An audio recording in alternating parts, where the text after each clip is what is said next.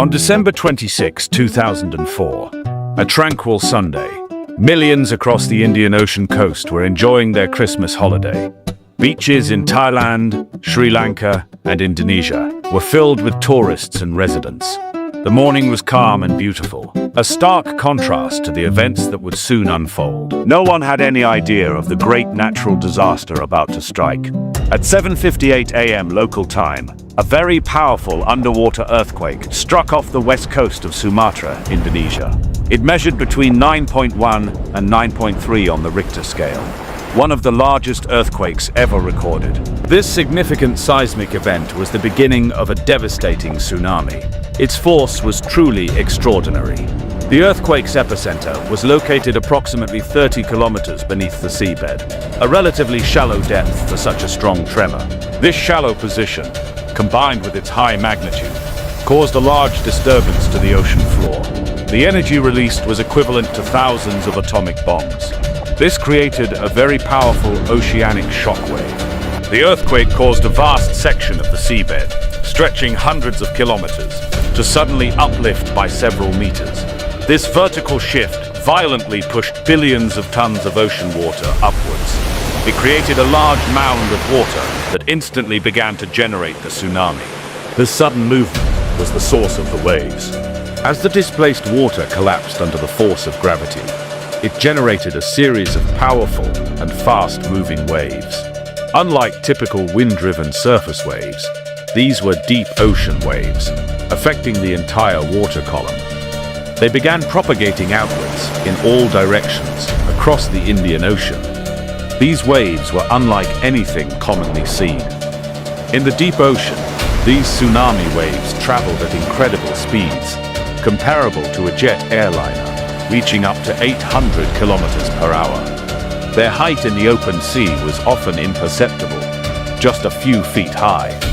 This rapid, stealthy approach meant coastal areas received very little advance notice. The waves moved with astonishing swiftness. Sadly, there was no comprehensive tsunami warning system operating in the Indian Ocean at that time. The region lacked the necessary seismic sensors, deep ocean buoys, and rapid communication infrastructure. This critical absence meant coastal populations received no alert whatsoever. Their vulnerability was tragically high. Within minutes of the earthquake, the devastating waves slammed into the coast of Aceh, Sumatra, the closest landmass to the epicenter. Walls of water, some reportedly over 30 meters high, completely obliterated coastal communities.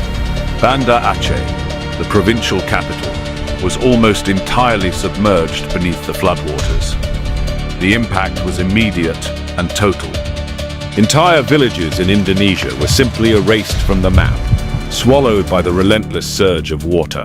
Homes, schools, and essential infrastructure were demolished, leaving only widespread debris and desolation. The sheer force and speed of the waves left residents no time at all to escape. The destruction was absolute. Approximately 2 hours after the earthquake, the tsunami reached the popular tourist resorts along Thailand's Andaman coast. Areas like Phuket and Khao Lak were struck by multiple waves, turning idyllic beaches into zones of chaos and complete destruction. Many foreign tourists, enjoying their holidays, were tragically among the victims. The scenes were horrific. On Thailand's picturesque beaches, unsuspecting tourists were enjoying their morning activities, completely unaware of the approaching danger. Some noticed the receding tide, a well-known precursor to a tsunami, but did not understand its true significance. The sudden and powerful onslaught left them with no time to flee to safety. They faced an unexpected horror. About 2 hours after the earthquake, the tsunami struck the densely populated coastline of Sri Lanka. It devastated coastal cities, numerous fishing villages, and even derailed a packed passenger train. This single incident killed over 1,700 people on board, making it a particularly harrowing tragedy.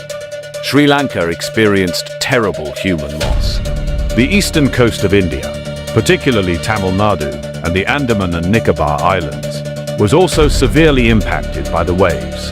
Fishing communities bore the brunt of the destruction, losing their homes, boats, and all means of livelihood. The waves penetrated several kilometers inland in some areas, causing very extensive damage.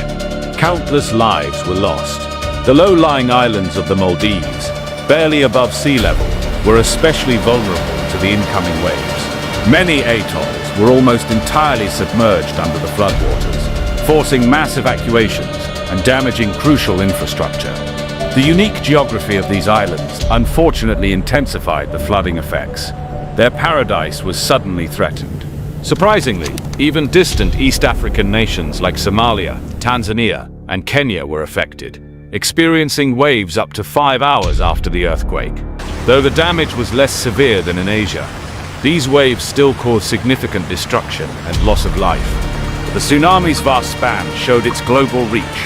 In the immediate aftermath, widespread chaos and confusion reigned across all affected regions.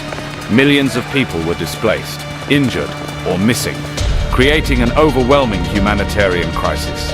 Communication lines were down, and roads were impassable, greatly hindering initial rescue efforts. The situation was truly dire. The human toll was truly catastrophic, with an estimated 230,000 to 280,000 people killed across 14 different countries. Indonesia alone tragically accounted for well over half of these fatalities. It remains one of the deadliest natural disasters ever recorded in human history. The scale of loss was staggering. Survivors faced very severe challenges, including a desperate lack of food, clean water, adequate shelter, and essential medical supplies. The widespread destruction of sanitation systems led to rapid disease outbreaks. Millions required immediate humanitarian assistance just to survive. Their struggle for basic needs was constant. The unprecedented scale of the disaster triggered an immediate and very large global humanitarian response. Nations worldwide pledged billions in aid, and countless organizations and individuals mobilized swiftly to help. This outpouring of global solidarity was a testament to shared human compassion. Assistance arrived from all corners of the world. The identification of victims proved to be a very challenging and heartbreaking task, made difficult by the sheer number of bodies and the destructive force of the waves. International forensic teams worked tirelessly for months to identify the deceased and provide some closure to grieving families. Many individuals, sadly, remain unidentified to this day. Millions of people were left homeless, forcibly displaced from their ancestral lands and established communities. The profound psychological trauma endured by survivors, having witnessed great loss and destruction, was deep and long-lasting. Many struggled for years to rebuild their lives amidst overwhelming grief and fear. Their lives were forever changed. In the years that followed, very significant international efforts went into rebuilding the affected regions. New homes, schools, hospitals, and essential infrastructure were constructed, often with improved building standards for future safety. The process of recovery was slow and arduous, but highlighted incredible human resilience.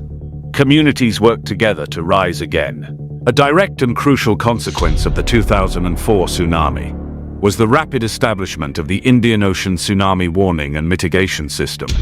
This sophisticated network uses seismic sensors, deep ocean buoys, and advanced communication centers to provide timely warnings.